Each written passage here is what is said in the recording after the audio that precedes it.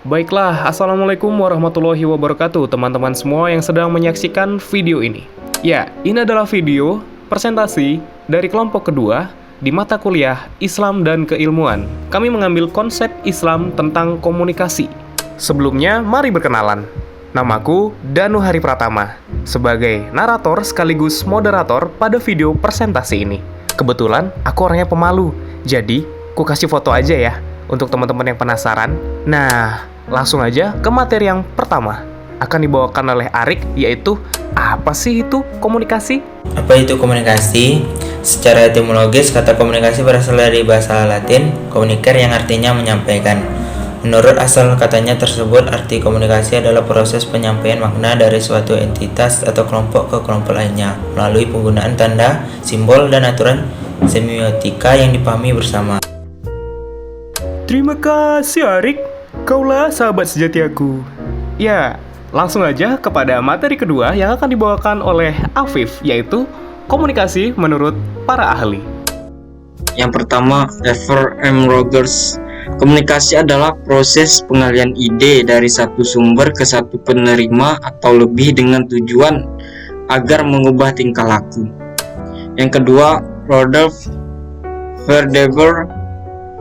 Komunikasi memiliki fungsi, yakni fungsi sosial dan fungsi pengembalian keputusan.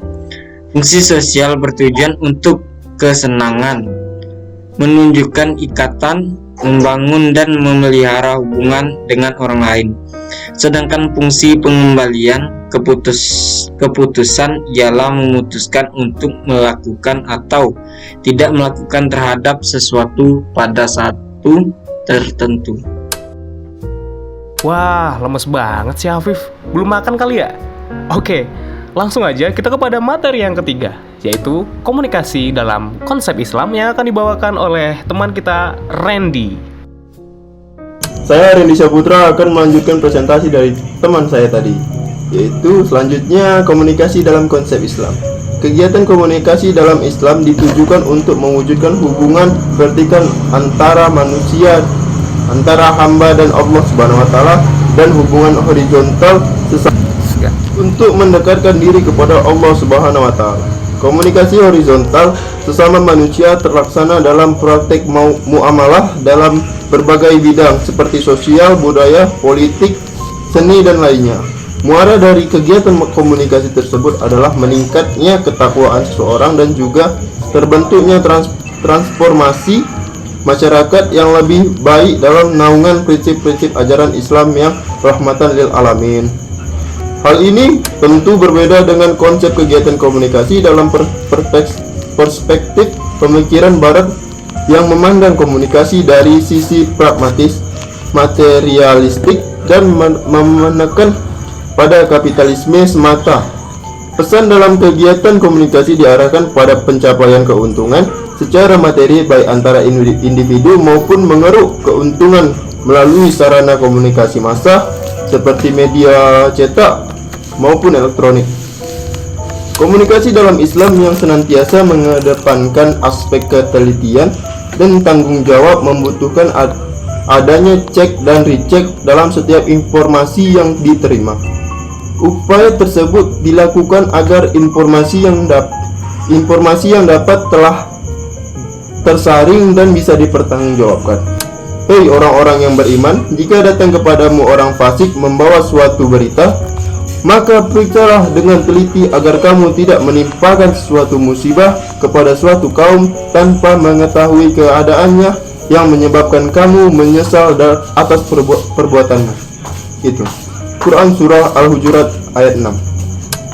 Prinsip-prinsip dalam Al-Quran tersebut bisa disarikan menjadi 3 konsep, yaitu qaulan sodidan, qaulan baligan, dan qaulan layyinan.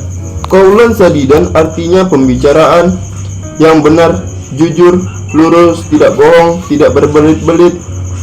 Benar artinya sesuai dengan kriteria kebenaran Al-Quran dan Al-Sunnah, baik dalam bentuk ucapan maupun tulisan. Nah, terima kasih Randy. Untuk materi selanjutnya, itu adalah sholat merupakan bentuk praktik komunikasi yang akan dibawakan oleh Haikal. Salat merupakan sarana yang paling utama dalam hubungan antara manusia dengan Allah Subhanahu wa Ta'ala. Salat juga mempunyai sarana komunikasi bagi jiwa manusia dengan Allah, dan salat juga mempunyai kedudukan yang sangat penting dalam Islam. Dalam surat Asy-Syura ayat 51 ada 3 cara Allah berkomunikasi dengan manusia. Yang pertama, dalam perantara wahyu yang langsung muncul dari hati dan pikiran. Dan yang kedua, dari belakang tabir atau hijab. Dan yang ketiga, dengan perantara utusan malaikat yang menyampaikan pesan langsung dari Allah.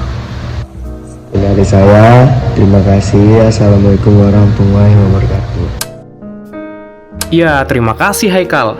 Nah, teman-teman, dalam kajian ilmu komunikasi, kita menyebut sholat ini sebagai komunikasi transendental, yaitu peristiwa di mana makhluk berkomunikasi dengan Sang Kholik atau Robnya atau Tuhannya, yaitu Allah Subhanahu wa Ta'ala. Dan satu lagi nih teman-teman, berkomunikasi dengan Allah Subhanahu wa Ta'ala itu bisa lewat membaca Al-Quran. Oke teman-teman, pesan untuk materi kami yaitu adalah tetap jaga komunikasi kepada Sang Pencipta. Ya, sekian dari kelompok 2. Mohon maaf untuk segala kekurangan. Terima kasih untuk semua atensinya. Aku Danuari Pratama dan segenap kelompok 2 pamit undur diri. Wassalamualaikum warahmatullahi wabarakatuh.